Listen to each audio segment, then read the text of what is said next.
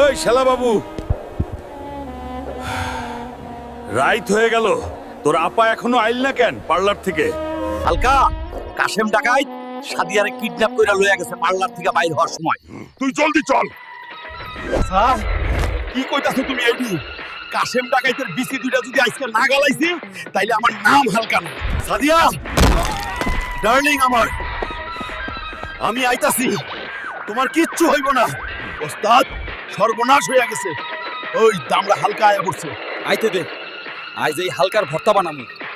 হারামজাদার দল, এবার বোঝ হালকার বউরে অপহরণ করার মজা।